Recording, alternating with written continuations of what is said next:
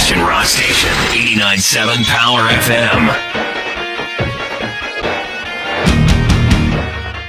Okay, so what can you tell us about the feeling when you heard that it went gold? That your album went gold? The feeling. Let's talk about feelings. Tell me about your mother.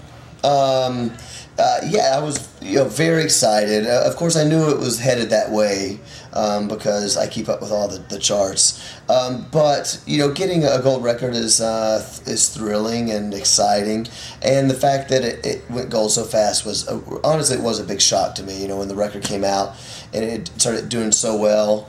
I kept asking my manager, "Is this for real? Is this actually happening right now, or is this going to go away next week?"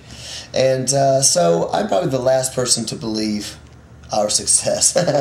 But anyway, it's very exciting, and we got the gold plaques, and they look awesome, and it's cool. Love it. That's awesome. So you're touring with Creed now. That's a pretty big deal. They're very well known. Yeah. For you to be partnered up with that, I mean, how much more exposure are you going to get with touring with them? And then later, you're doing a tour, the Monsters Annihilation, with Right. Papa Roach. Yeah, it's just great playing in front of new people, getting out in front of a new audience. Because even with the record going gold, there's still much to my surprise, people that have never heard of the band before, and certainly never had a chance to see us play. So it's great to go out and play in front of some of those audiences. The Creed tour's been great for us because it's a little bit of an older audience compared to Skillet audience is normally a little bit on the young side. So it's all a lot of brand new people. A lot of people saying, "Wow, I can't believe I haven't heard of you guys before."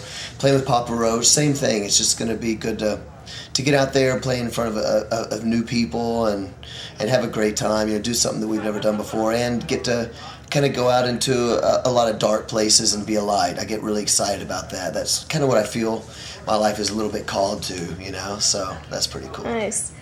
What or who are your influences and inspiration? Like, where do you draw from? Where do I draw from? What's crazy?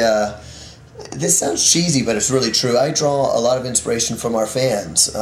Skillet has been known for appreciating our fans and trying to do things on internet or meet and greets or whatever that may be, trying to make our fans know that we appreciate them and make them a part of our world. But I love talking to our fans, whether that's face-to-face or sometimes they give me notes and tell me what they're going through. And a lot of my songs I write from those conversations because it gives me an idea of what, like I say, the people that listen to our music, what they're going through in life. And that inspires me a lot. Other than that, I'm inspired by movies and, I watch the news and I get ideas for songs, and I find that I feel really passionate. The song Hero was written because of a news ad about a scandal, with a Catholic priest and then child abuse type thing, and within a church, and that is when I wrote the song Hero, because I thought this is it. People are letting you down, but once our priests, our ministers, and these people that we trust with our lives start to betray us, you just don't know. I don't know who you can believe in, and that was when the song Hero was written. So those type things really inspire me.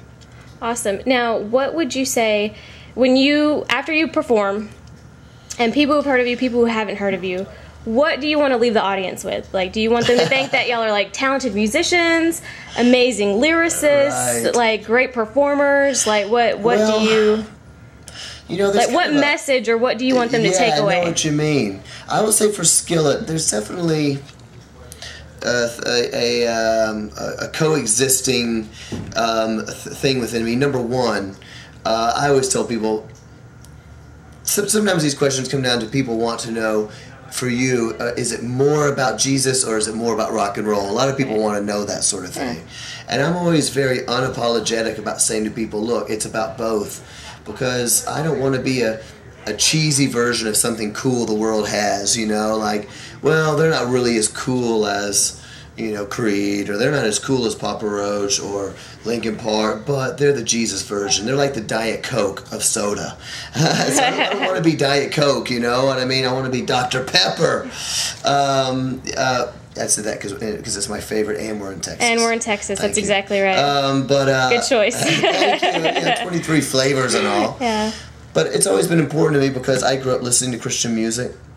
And I've always loved Christian music, and I always was proud when I'd get a great Christian album. I'd get that new Striper record. I was proud to show it to my friends and not be embarrassed that it was Christian music. So that's very important to me for us to do a good job. I want people to leave the show thinking that was the most energetic, fun rock show that I've ever seen. I want them thinking, I gotta come back and see this. I don't care if they're Christians or atheists, whatever it is, I'm going back to see that show. And then the second thing is I want people to leave feeling hopeful. You know, that sometimes with rock concerts, you can leave feeling depressed or angry or down, or maybe the message was, you know, was sex, drugs, rock and roll, or whatever that message is. With Skillet, that's not the message. It's about the music. It's about having a great time, but it's also about the fact that there's a God that loves you no matter what you've done and no matter who you are, where you come from. And He wants to forgive you for your sins, and that's a powerful message. And if you combine that with a great rock show, I think that we've hit a home run. Awesome. Do you want to say anything about your single, about your new album? What do you want our listeners, our crowd to know? Yeah. Let's talk about a single. Because we should. We're on radio and everything. Forgiven is the new single. Yes. Okay, I'm just going to make sure. I'm kind of asking. Who are you? The new single is called Forgiven.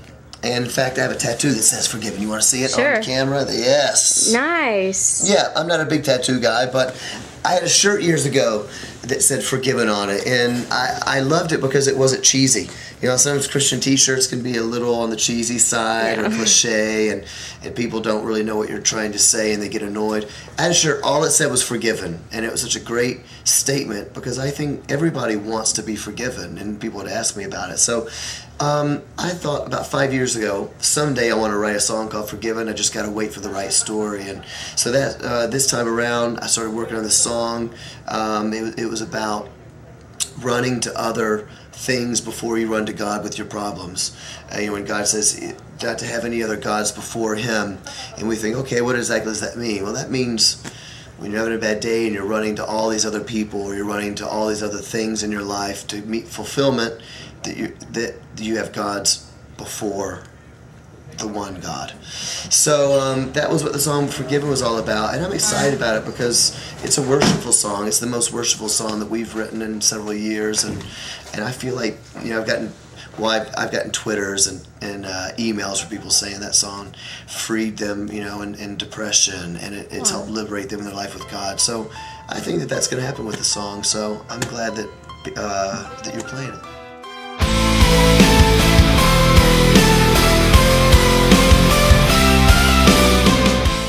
I'm signing off. I'm John with Skillet, and I love you. Keep rocking. Later.